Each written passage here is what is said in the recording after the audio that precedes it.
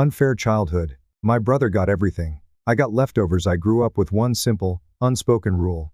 Jason, my older brother, got the best of everything. I got whatever was left. It wasn't something I questioned, it was just the way things were. I still remember that Christmas when Jason unwrapped a brand new PlayStation, the hottest gift of the time. His eyes lit up with pure excitement, and my parents beamed with pride, as if he had just won the lottery. Meanwhile, I sat there, peeling away the wrapping paper from a clearance rack t-shirt a size too big, with a logo for a local plumbing company on the front. I was 7 years old, but even then, I knew better than to complain. Be grateful, Mom always said. Jason's older. He needs more. So I forced a smile, said I loved the shirt, and watched as my brother disappeared into his room to enjoy his new console. Later that night, I sat on the couch watching reruns of old sitcoms, pretending I didn't care. That was the pattern for everything. When Jason turned 16, he got a brand new silver Honda Civic, with a big red bow on the hood. When I turned 16, a used bike with a flat tire. It's good exercise, Dad said, handing me a cheap can of store-brand soda as if that somehow made up for it.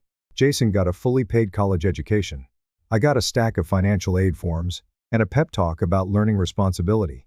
But I wasn't jealous. Not really. By that point, I had already accepted that this was just my reality. I adapted. I worked hard.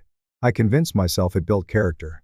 Our house was your typical middle-class American home, a modest 2-story with beige siding, a basketball hoop over the garage, and a fridge covered in Jason's honor roll certificates.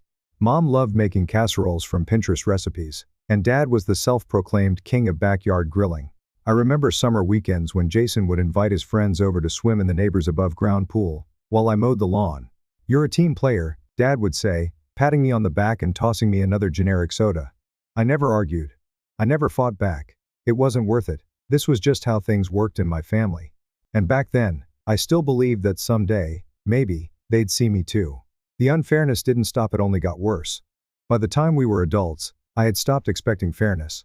I knew how things worked in my family. Jason got everything, and I got whatever was left if there was anything left at all. When Jason graduated college, my parents threw him a party fit for royalty. They rented out a fancy venue, hired a DJ, and even ordered a custom cake shaped like a diploma.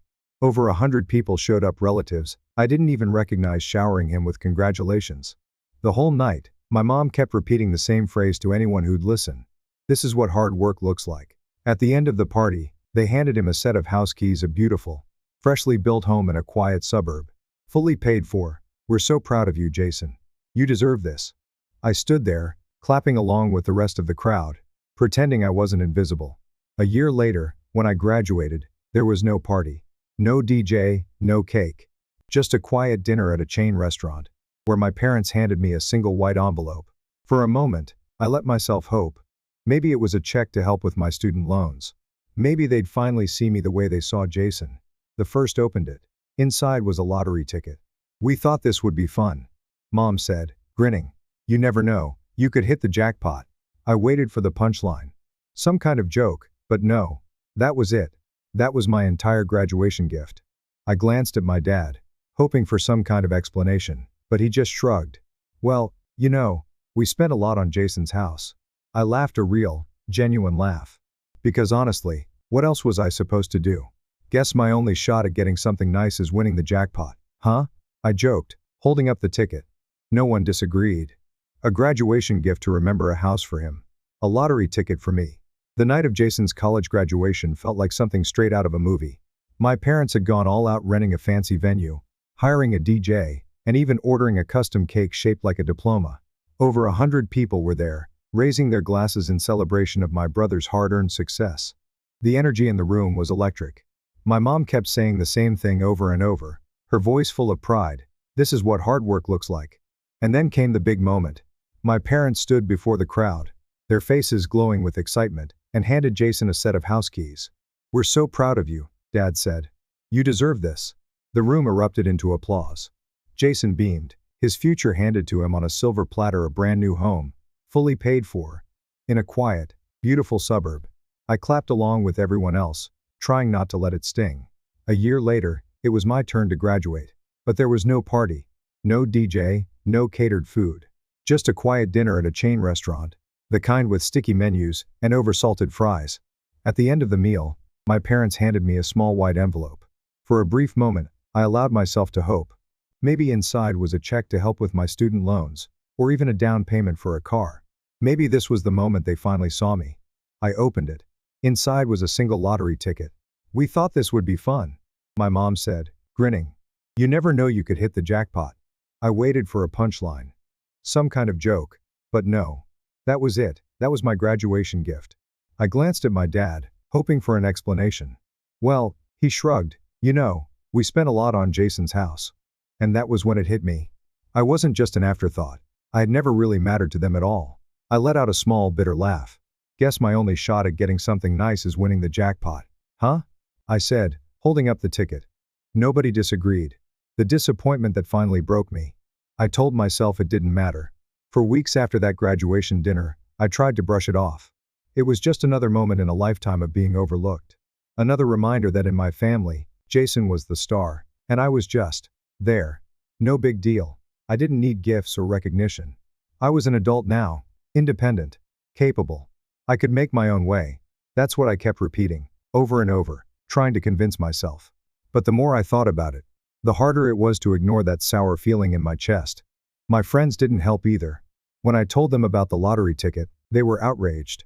"Dude," my buddy Chris said, shaking his head, "that's not just favoritism, that's straight up disrespect. They gave Jason a whole house, and you gotta scratch off? That's insane." Hearing someone else say it out loud made it worse. I started replaying every moment, every time I had been treated like an afterthought. The clearance rack shirts, the bike with the flat tire, the college tuition I had to scrape together while Jason had everything handed to him. I wasn't just bitter, I felt like a fool for pretending it didn't matter. That was when I made my decision. I wasn't going to confront my parents. There was no point. They'd just tell me I was overreacting, being too sensitive. No, I was done with that. I didn't want an apology. I didn't want a fake promise that things would change. I just wanted out. So, I quietly started to pull away.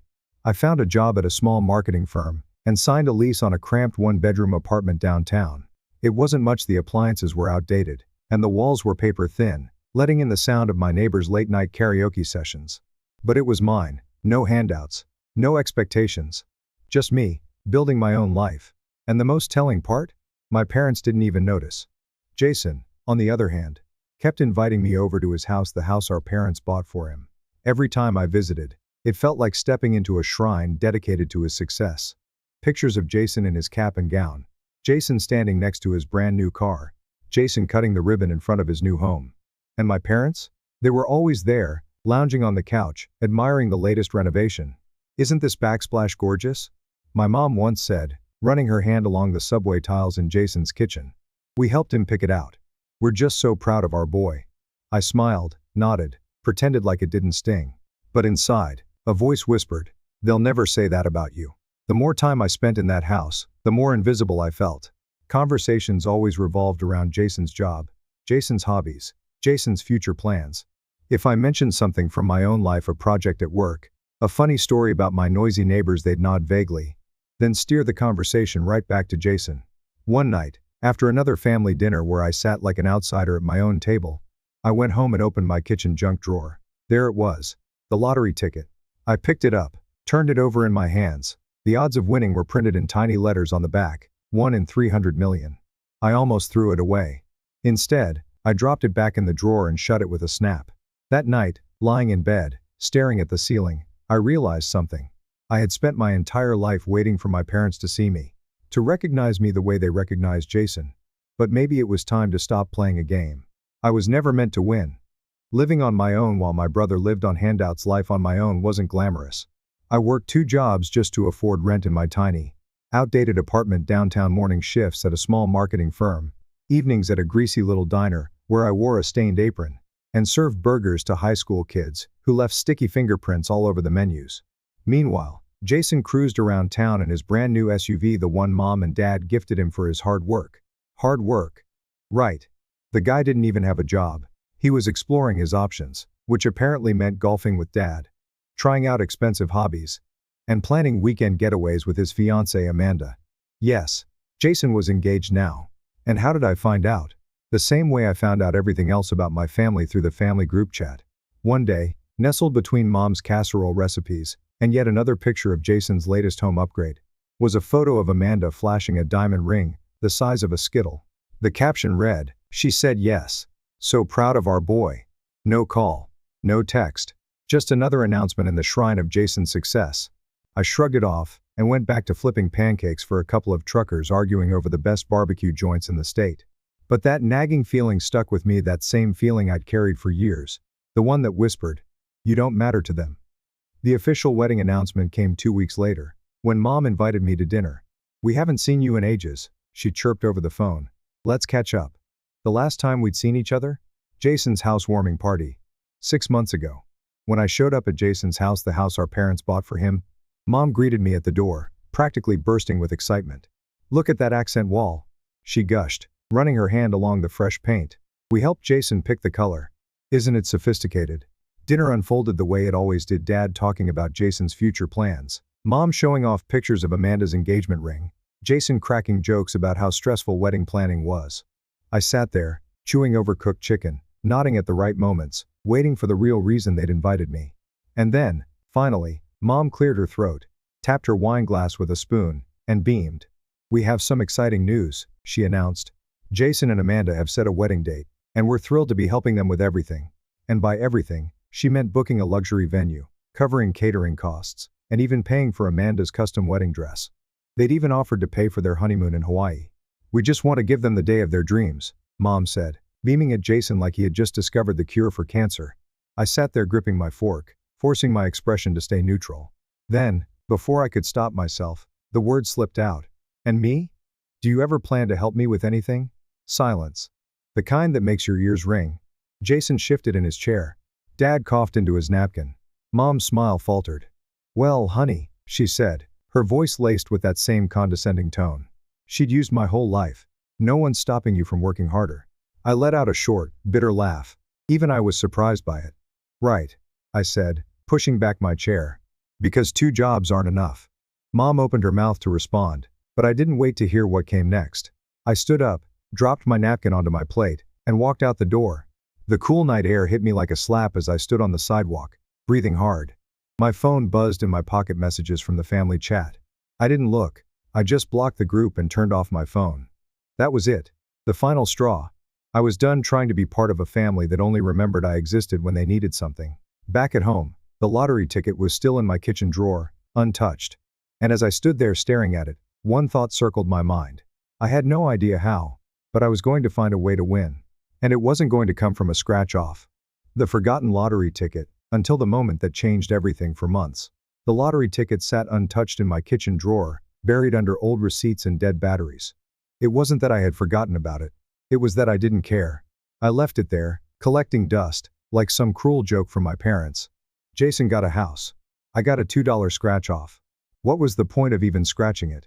The odds were laughable, 1 in 300 million. So I ignored it. Life moved forward. I worked my 2 jobs, paid my bills, and tried not to think about how my family had cast me aside.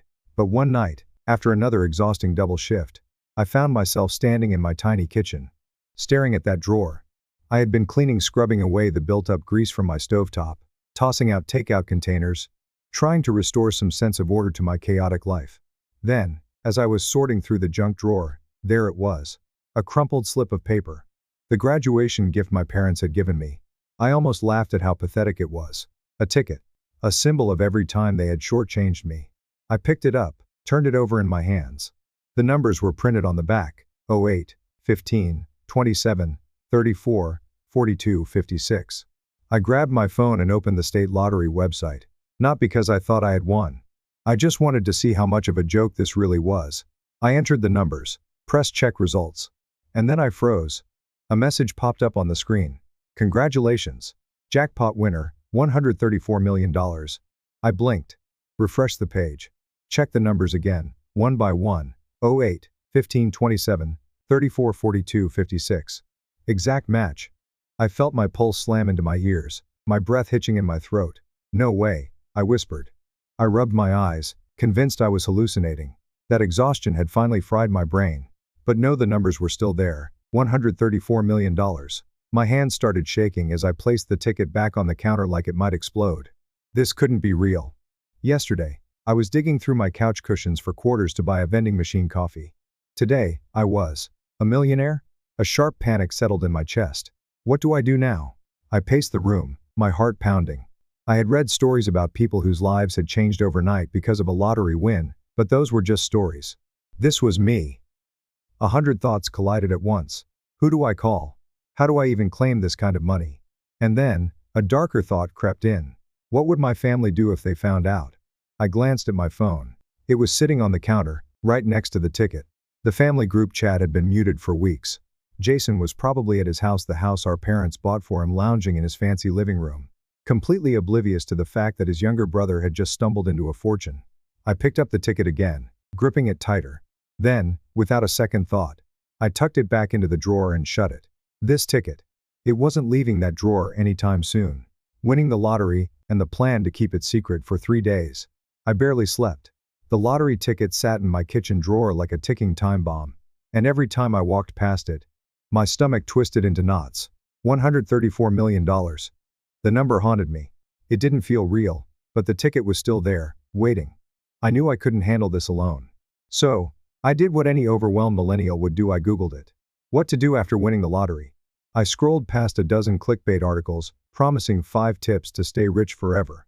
And landed on something useful, a list of certified financial advisors. I picked one named Carol, because she had the best reviews, and a friendly smile in her profile picture. The day of our meeting, I sat across from her in her sleek, modern office, the smell of lemon-scented cleaner and fresh brewed coffee filling the air. Carol listened as I spilled everything: the ticket, the insane amount of money, the fact that my family had no idea. She nodded, calm and professional, jotting down notes. First rule, she said, setting her pen down. Tell no one. Not your friends, not your family, no one. People change when they hear about money. That won't be a problem, I muttered, thinking of my parents and Jason. Over the next few weeks, Carol helped me set up new bank accounts, form an LLC, and put everything in place so I could claim the money anonymously. She explained taxes, investments, and the terrifying fact that most lottery winners go broke within a few years. We're going to make sure that doesn't happen to you, she assured me. Then came the day I actually picked up the check. I walked into the lottery office in jeans and a hoodie, my heart pounding so hard, I thought I might pass out. A security guard glanced at me, then smiled as I handed over my ID. 20 minutes later, I was holding a check for $134 million. Well, $85 million after taxes. Still, I went straight home, locked the door, and just stared at it. For hours, I sat at my wobbly kitchen table, running my fingers over the paper, half expecting it to disappear like a mirage. But it didn't. It was real. And so, I made a promise to myself. I wouldn't blow it on nonsense. I would be smart. The first thing I did? I paid off my student loans. The second thing? I quit my diner job. Walking out of that place for the last time was the best feeling in the world. My boss, Linda, patted me on the shoulder. We'll miss you, kid. Don't forget us when you're famous. I grinned and left her a $5,000 tip. Then, I bought a car, not a flashy sports car. Just a sleek black Tesla. The first day I pulled into my marketing job's parking lot. My coworkers swarmed around me. Dude, did you rob a bank? Someone joked. I just shrugged. Hard work pays off. But the house. The house was my true indulgence. I found a modern, sun-soaked property in the suburbs, floor-to-ceiling windows, a pool, a kitchen so pristine I felt guilty cooking in it. And the kicker? It was bigger and nicer than Jason's house. I moved in quietly. No housewarming party. No announcements. My parents still thought I lived in that tiny, outdated apartment downtown, and honestly, I liked it that way. Most nights, I sat on my new patio with a beer in hand, watching the sunset. My phone would buzz, occasionally text from Jason. Need help picking a honeymoon spot? Got any ideas? Or, Mom says you never visit anymore, what's up? I never answered. I wasn't bitter. I was just done. The money gave me freedom, sure. But more importantly, it gave me clarity. I didn't need their approval. I never did. For the first time in my life, I was living on my own terms. A new life, until my family started getting suspicious. For the first time in my life, I was free. No more scraping by. No more late night shifts at the diner. No more sitting at family dinners feeling like I didn't belong. I had money, I had my own home, and I had peace. And for a while, that was enough. Most mornings, I woke up to sunlight streaming through the massive floor-to-ceiling windows of my new house. I made coffee in a kitchen that looked like something out of a high-end cooking show, and sipped it on my spacious patio, watching the world wake up. The silence? It was beautiful. No text from my parents asking for favors. No passive-aggressive calls from mom about how Jason just misses his little brother. No reminders that I was somehow lesser. I had finally escaped their orbit. Or so I thought. The first sign that my cover was slipping came through a text from an old high school friend, Jake. "Dude, just saw you in a sick Tesla near Oakwood. New ride?" I froze. Oakwood. My new neighborhood. The one my family didn't know I lived in. I brushed it off with a vague reply. "Yeah, just upgraded. Life's been good." But a pit started forming in my stomach. The next day, I ran into Dan, my old neighbor from my downtown apartment. "Man, I didn't know you moved to the burbs," he said, giving me a playful nudge. "Tesla, new digs? You hit the jackpot or something?" I forced a laugh, muttered something about a better job and needing more space. But I could feel it, the walls were closing in. Then came the phone call. It was Mom. I almost didn't answer. When I finally picked up, her voice crackled through the speaker. "Sweetheart, your dad and I were just saying how much we miss you." "Miss me?" That was new. "Well," she continued, her tone light, almost too casual. "We heard you've been doing great. New car, nice house. We're so proud of you." Proud. The same people who gave me a lottery ticket instead of tuition money were now suddenly proud. I gripped the phone tighter. "How did you hear that?" "Oh, Jason mentioned it," she said cheerfully. "Apparently one of his friends saw you driving through Oakwood. Isn't that funny? Small world. Small world. Or big mouths." The next call came that evening. "Jason. Mikey, man." He boomed through the speaker like we were old pals. "We gotta catch up. Heard you're doing pretty well these days. New car, nice house. We should totally grab a beer." Jason didn't drink beer. He drank overpriced cocktails with names like Smoky Elderflower Sunset. "Busy these days," I said, keeping my tone neutral. "Ah, come on," he pressed. "Just one drink. We'll swing by your place. I heard it's pretty sweet." And there it was. They knew. Somewhere along the way, my secret had slipped. Maybe I had gotten too comfortable. Maybe the Tesla was a little too flashy. Maybe the house was a little too nice. Word had gotten out. And now, the family who hadn't given me a second thought in years was suddenly desperate to reconnect. The next morning, I sat in my kitchen, scrolling through real estate listings just for fun. My coffee growing cold beside me. My phone buzzed again. "Mom, let's do dinner soon. Your dad's been talking about you non-stop." I ignored it. Then, a notification from the family group chat. A picture of Jason standing in front of a massive oak tree. The caption? "Mike's new neighborhood is nice. Maybe we should move here too." I felt my blood run cold. They weren't just curious. They were circling. They knew, and now they wanted a piece of it. The invitation came through a text from Mom. "Sunday dinner at Jason's. We miss you so much. Please come." I stared at the message, fingers drumming against my kitchen counter. My gut told me this wasn't just a friendly family dinner. For months, I had ignored their sudden attempts to reconnect. I hadn't answered Jason's fake invitations, hadn't responded to Dad's rare checking in texts, and had barely glanced at the family group chat. But now, they weren't just reaching out, they were setting a trap. I debated ignoring it. But curiosity won. Sunday evening, I pulled into Jason's driveway, parking my Tesla right next to his spotless SUV. His house looked exactly the same, perfectly landscaped, massive front porch, that smug I didn't earn this vibe. I grabbed a mid-priced bottle of wine, I wasn't about to bring my good stuff, and rang the doorbell. Mom answered immediately, all smiles. "Mikey, so glad you made it," she chirped, pulling me into a hug, her enthusiasm just a little too forced. She hadn't called me Mikey since middle school. Jason appeared behind her, grinning. "Long time no see, bro. Come on in." I stepped inside. The living room was exactly as I remembered, family photos everywhere, an oversized sectional, that faint citrusy scent of expensive cleaning products. Dad was already seated at the dining table, flipping through his phone. "Michael," he greeted me with a nod, like we were business associates meeting for a negotiation. Dinner started off with small talk. Jason bragged about his latest golf scores. Mom gushed about Amanda's wedding dress. Dad described his new state-of-the-art grill in painful detail, and I played along, nodding at the right moments, waiting for the real reason they had called me here. It took exactly 20 minutes for the setup to drop. Mom set her fork down, tilted her head, and smiled sweetly. "So, we were just so curious," she started, exchanging a glance with Jason. And then Jason slid a folder across the table toward me. "Take a look, bro," he said, still wearing that same confident smirk. I opened it. Inside was a neatly typed estimate for $100,000. The heading read, Sunroom and Garage Expansion. Oakwood Construction. I let out a slow breath. There it was. We thought, Mom said, clasping her hands together, that since you've done so well with your investments, maybe you'd like to help your brother out. Jason leaned forward. Yeah, man. It's a solid investment. Adds value to the property. And hey, family sticks together, right? I set the folder down. That's a lot of money. Mom jumped in quickly. Well, it's not just for the house.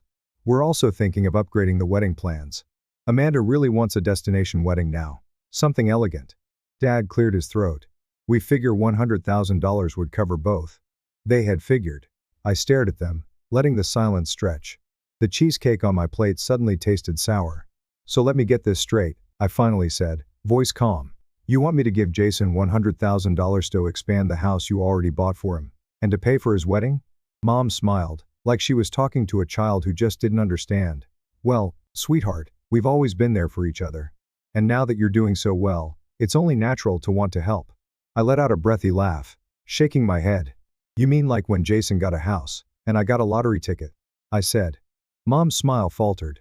Or when he got a brand new car, and I got a used bike with a flat tire. The room went dead silent. That was different, Mom said quickly, her voice tight. Jason shifted uncomfortably. Dad just sighed, rubbing his temples. I pushed my chair back and stood up. Here's the thing, I said, my voice steady. You never helped me when I needed it. But now that I have something you want, suddenly we're family again? Mom's eyes welled up with crocodile tears. But we're family, she whispered. I smiled. Well, no one's stopping you from working harder. Jason's face turned red. Come on, man, it's not like we're asking for a lot. $100,000 isn't a lot? I laughed. Must be nice to live in your world. Mom started crying softly. Jason crossed his arms, sulking. Dad just shook his head, like he was disappointed in me. Disappointed in me. Like I was the one in the wrong. I looked at all three of them, really looked at them. And in that moment, I felt something I hadn't felt in years. Freedom. I picked up the folder, held it in my hands for a second, then set it back on the table. You know what? I said. For years, I did want to help.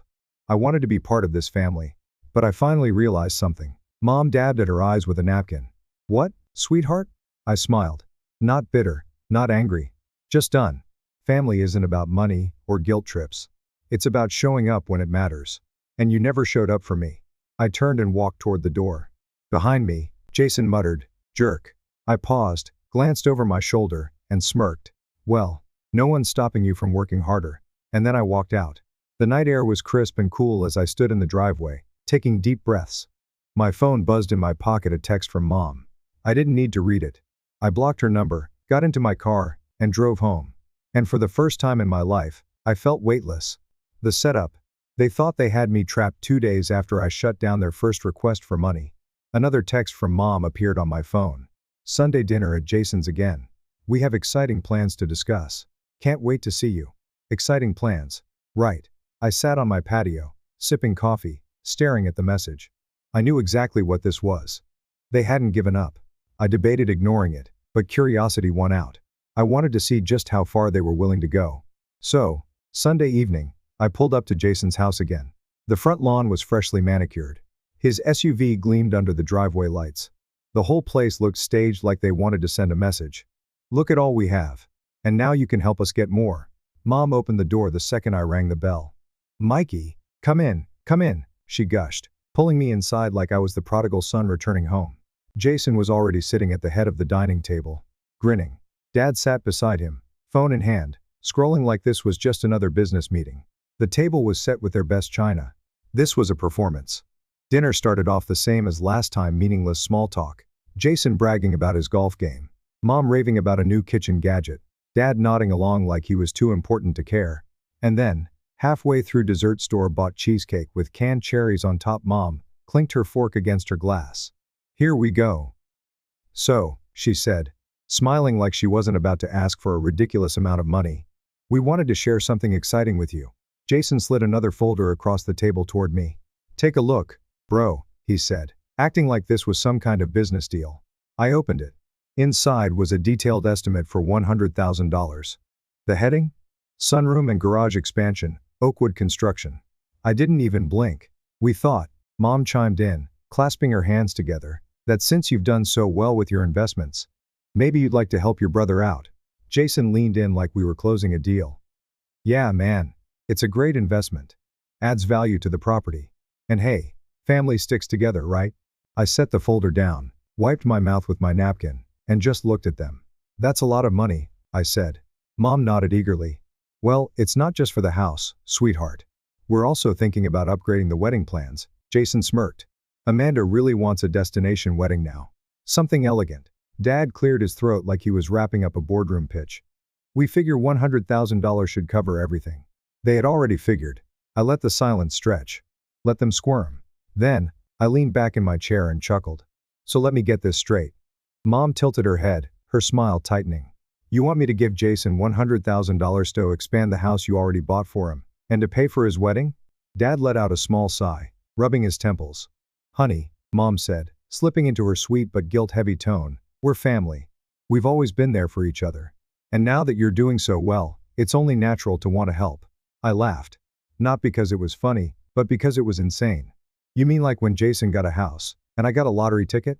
Mom's smile faltered. Or when he got a brand new car, and I got a used bike with a flat tire? The tension in the room thickened. That was different, Mom said quickly, her voice higher than before. Jason shifted uncomfortably. Dad stayed silent. I pushed my chair back and stood up. Here's the thing, I said, looking at all three of them. You never helped me when I needed it. But now that I have something you want, suddenly we're family again? Mom's eyes welled up. But we are family, she whispered. I smiled, not bitter, not angry, just done. Well, no one's stopping you from working harder. Jason's face turned red. Come on, man, it's not like we're asking for a lot. $100,000 isn't a lot. I scoffed. Must be nice to live in your world. Mom started crying softly, dabbing her eyes with a napkin. Jason crossed his arms, sulking. Dad just shook his head, like he was disappointed in me. Like I was the one in the wrong. And in that moment I realized something. I wasn't angry. I wasn't sad. I was free. I picked up the folder, held it in my hands for a moment, then set it back down on the table. You know what? I said. For years, I wanted to help. I wanted to be part of this family. But I finally realized something. Mom sniffled. What, sweetheart? I smiled. Family isn't about money or guilt trips. It's about showing up when it matters. And you never showed up for me. I turned and walked toward the door. Behind me, Jason muttered, jerk. I paused, glanced over my shoulder, and grinned. Well, no one's stopping you from working harder. And then I walked out. The night air was crisp as I stepped into my car. My phone buzzed with a text from Mom. I didn't need to read it. I blocked her number, started the car, and drove home. And for the first time in my life, I felt weightless, cutting ties and finally feeling free. I woke up the next morning lighter than I had in years. No text from Mom, no fake invitations from Jason, no guilt hanging over my head. Just silence. And for the first time, that silence didn't feel empty. It felt like freedom. I spent the next few weeks living on my own terms. I woke up when I wanted, worked on projects that actually interested me, and traveled whenever the mood struck. No more forced family dinners. No more Jason just misses his little brother. No more waiting for validation that was never coming. I was done. And life was better than I ever imagined. I invested my money wisely: real estate, blue chip stocks, a couple of promising tech startups, all under the guidance of Carol, my financial advisor. The returns rolled in steadily, funding weekend getaways to Napa Valley, spontaneous trips to New Orleans for jazz festivals, and a ski trip to Colorado, where I quickly discovered that snowboarding was definitely not my sport. My new house became my sanctuary. I turned the spare bedroom into a home theater, the patio into an outdoor lounge, and the garage into a mini gym. Most mornings, I sat outside with a steaming cup of coffee, watching the sunrise over my neatly manicured lawn. And the best part? No passive-aggressive texts, no guilt trips. Just peace. I wasn't lonely. I wasn't angry. I was free. Jason, meanwhile, hadn't changed a bit. I heard through mutual acquaintances that he was still mooching off Mom and Dad. They had paid for his wedding, covered the sunroom expansion, and even bailed him out of credit card debt when Amanda went on a self-care shopping spree. I almost felt bad for them. Almost. One crisp autumn afternoon, I ran into Jason downtown.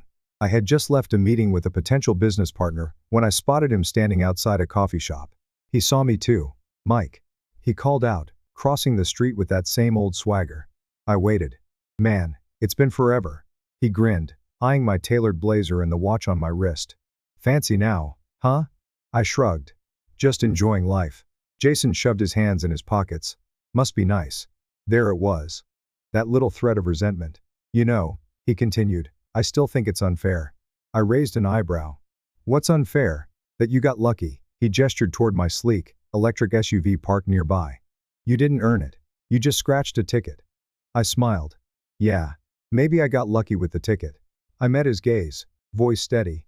But everything after that? I built it. Jason snorted. Still in denial.